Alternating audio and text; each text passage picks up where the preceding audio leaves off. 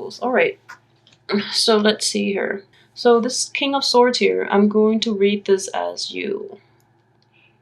I'm going to read this as you in this situation, just because it's coming up, at the forefront of this. And with the moon in the reverse position in this situation, I'm reading this for an air sign. So this is actually a very good placement for the moon, because with the King of Swords, he is very sound of mind. He's very decisive, and he is also very disciplined with his thinking. In an emotional situation, he does not let his feelings cloud his judgment. And I feel this month you're a little skeptical, and you're actually a lot more rational than you are at other times of the year, Libra. So this is a very good month for you. And we are in the time of Aquarius, which is the time of air. And Aquarius are notoriously impersonal. So it is a very good time for you to channel this energy, just so you can make more objective decisions in your life. You're more objective about the people and the love relationships that you've had in your life. So this is a very good energy, okay? So I see that really strong, coming on strongly. So at the same time, okay, so we have a situation here in which you're very level-headed and you're very sound of mind, and your intuition and your thinking might be a little fuzzy towards the beginning of February, just because of the Mercury in retrograde. Your ability to be objective is not going to come through until the middle of the month and towards the end of the month, which is going to help you navigate some troublesome situations that are coming up towards the end of the month. Okay, so let's just move on here. You have a situation in the Ace of Cups with it in reverse. There is potentially a new love situation, and I feel this is like residual energy coming through from January. If there is a new love relationship that has started in January, you're quickly finding out that things are not all they seem, and you're a little disappointed. So you're actually taking a break from that situation to really assess whether or not you still want to be in that new relationship, okay? If this is something that is started during Mercury in retrograde within, the 20th of January, is not good for you, you need to let it go. But if this is something that started at the beginning of January, or some like old fling coming back from the past, you really have to think about it. And I feel that this cycle here, it is just a really very interesting way in which this circular type of rationalizing and reasoning is taking on a circular pattern, in that you don't really want it, it's not exactly what you're hoping for. So you're just like, okay, let me take some time away from that person, or that relationship.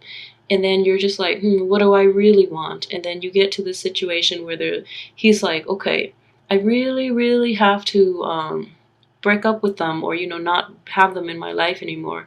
And then you get back to here where you're just like, maybe I should rely on my intuition to tell me what I really want, And then you're going back here again, and you're just like, maybe I can give it another try. So it's this circular line of reasoning, and I feel that it's going to keep you stuck here until the end of that Mercury retrograde period, in which you come out on top.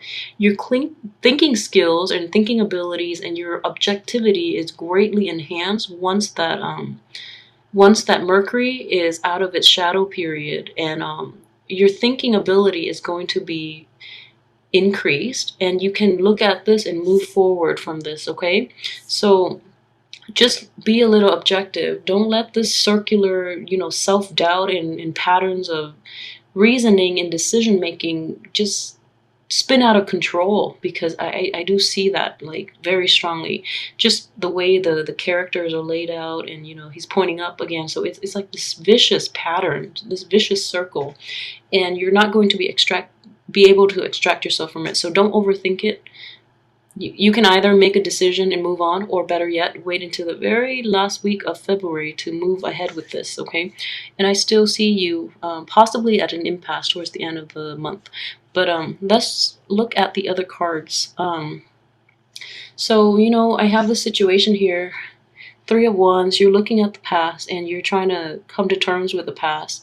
It is next to this Ace of Cups, so I feel like there's a very strong possibility that it is a love relationship from the past, or like a very strong emotional bond that you've had with that person in the past.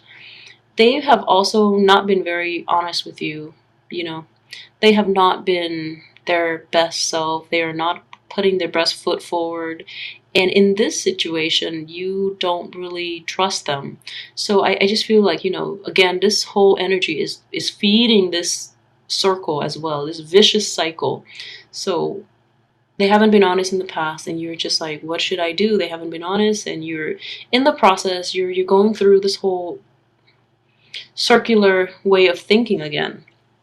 So to get yourself out of this, these two are the relief here.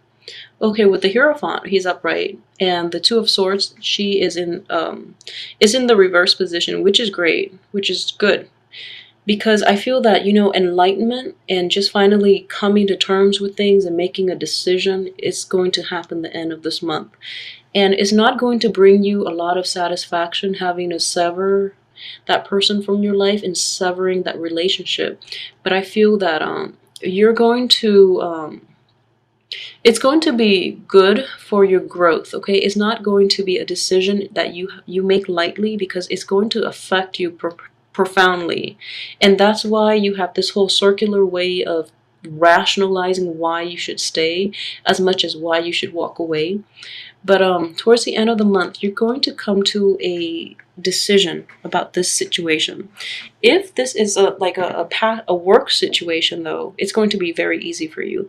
If this is dealing with a partner in which you have a lot of emotional baggage from the past, then it's going to be a little bit difficult, because I know a lot of Libras are like notorious for being indecisive and for jumping in and out of relationships.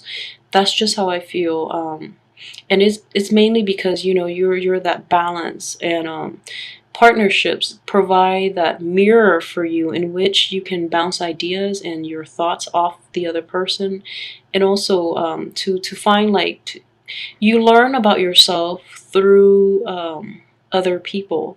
So, you know, people relate in different ways. With a lot of Libras, you find what you're about through how others perceive you. Okay, so it's really hard for you to sever relationships because you feel like you're also losing a chunk of yourself. So I understand that it is very difficult, but I just feel that the person that you've been involved with, have not been completely honest, and they're just not, you know, the right person for you. Okay, so all the people here are upright, and I feel with your energy, you're upright. If there's a Virgo in your life, they're upright. If there's a Taurus here, they're upright. So I'm not sensing a strong energy from the partner unless it is a Pisces that you're involved with. If there's a Pisces in your midst, you know, who's part of this relationship, just know that they're not honest. They're never going to be. They're never going to change, and they enjoy playing the victim. And the Pisces is showing up in the reverse position, so they're manifesting the negative qualities of the Pisces, which is, you know, dishonesty, victimhood, and just self-pity.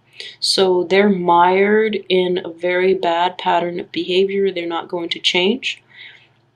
You deserve so much better. Okay, so extract yourself from this situation and find peace within yourself to let them go, because it is not your responsibility to take care of others and to change them and to make them whole again. That is their responsibility to themselves.